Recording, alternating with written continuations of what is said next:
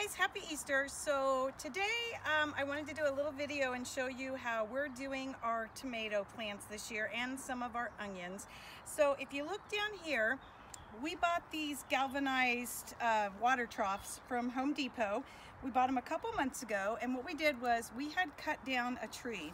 And so Jim put down a little bit of gravel on the bottom, just a very, like maybe 1 inch layer. And then he put some of the big branches from the tree trunk, and then some smaller branches, and then we filled them in with dirt and some other like dry materials like leaves and things. And that was to try and if you do things like that on the bottom, then you don't have to use as much dirt, and that is organic material, so it's going to naturally break down. So all along we had these planned to do as the tomatoes. So what I've done in the time since he put all the soil down was, at one point we put down some ash from the fireplace when we knew we were having a good rain afterwards to help the levels, the nitrogen and the pH levels and everything in here. And you can kind of see, I haven't soaked it down as good as I thought I had, but we're going to go ahead and show you how we plant. So what we're putting in these troughs, and if you look over here you can see one trough that's already done, and we have 5 San Marzano tomato plants, and then I have some yellow onions right here that I got from Dixondale Farms. No, I don't get a kickback from it, just telling you where I got it. So I'm going to show you what we're doing. The 5 plants might be a little close, but everything we've watched on YouTube and we've looked up and done research, I think we're going to be okay, because we're going to put some big trellises here because these are indeterminate tomatoes, so they're definitely going to go up high.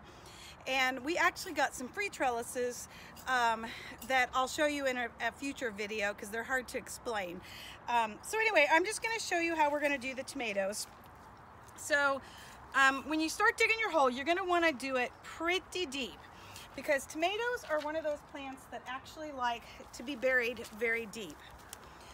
So let me grab my scissors here real quick. Sorry, my pruning scissors. Thought I had everything here. So the first thing you want to do is you want to cut off these lower leaves. And this hurts to do this.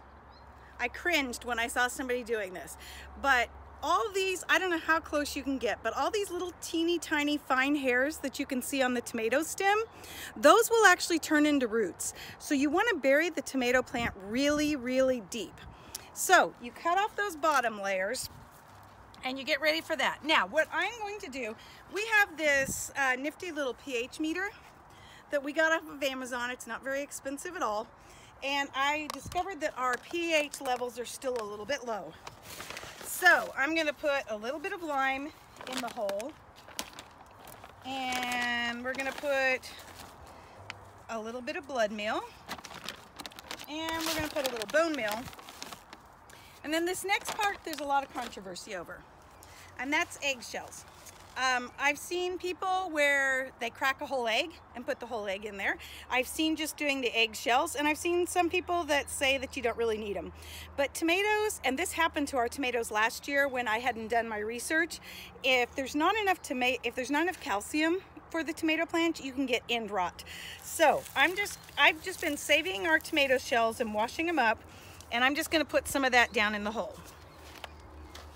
So hopefully we made the hole big enough, deep enough, and you're just going to put the tomato plant down there, and you want to make it so that you can put the soil almost to the bottom of those, right there, almost to the bottom of those leaves, because those little fine hairs that you saw on it are all going to turn into roots, and it's going to make you have a stronger plant. It kind of kills me to do that because I feel like all the work I put into it to grow it deeper, that it's all for nothing. But I'm gonna get the rest of these planted real quick, and then we'll come back and I'll show you what we're gonna do with the onions in front of it. So we're back, and as you can see, I've got all the tomato plants planted, and it was brought to my attention, I said those were tomato shells, not eggshells I was putting in there. But if you look, we got all the little plants. They're planted up, planted deep as much as I could. And now we're going to work on the onions. And these are some yellow onions, and like I said, I got them from Dixondale. They come to you pretty quickly, and the one thing you need to remember is as soon as you get them, take them out of the box so that they don't mold. You can save them for up to a week before you plant them, and it's fine, and you can pull them apart. Now they come 50 to 75 in a bundle that you buy, and I went through and I picked out some of the biggest ones that I could find in there to go ahead and plant, and I'm going to show you how we're going to do these. And I'm going to put 2 rows, and I'm only going to put them 4 inches apart. The further apart you put them, the bigger they're going to be allowed to grow, but because we're doing everything in raised beds and we just don't have a lot of space, these are just going to have to not be as big as they could be.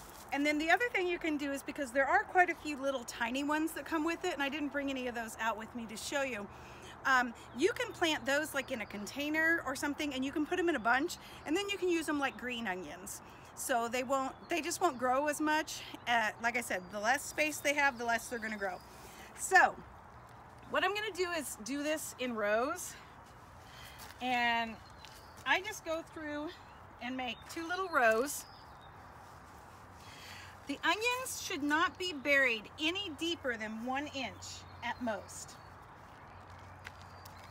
So what I was doing before when I was planting them is I was just putting them in here, and I was kind of interspacing them so that I had maybe a bigger one and then a smaller one 4 inches away, and then a bigger one and a little bit smaller one. That way maybe they would have more room to grow. Now, I have never planted these before. This is the first time for me on these. These were recommended by several people, so I am excited to try these out. And as you can see, actually I did accidentally get one of the little ones. That's how little some of them come. So the ones that I have that are like that, I'm gonna do in a whole big bunch. And then I'll just keep going down and doing this. I'm excited about the onions. We've never grown onions before. Today with our Easter dinner, we actually had a salad of a mix of our arugula and our spinach and our lettuce. All right, so there's 1 row, and then what I'm gonna do is just a 2nd row. And then as you could see from the bed over there on the other side I showed you, what we do is I'm gonna water this down really good first. Then I'm gonna put about 2 inches of the straw mulch on top, and that's gonna help hold the water in so that it doesn't need to be watered as much, and it's also gonna kind of protect around the plants. And then once I get the straw down, I do just a little bit more water on top so that it doesn't blow away.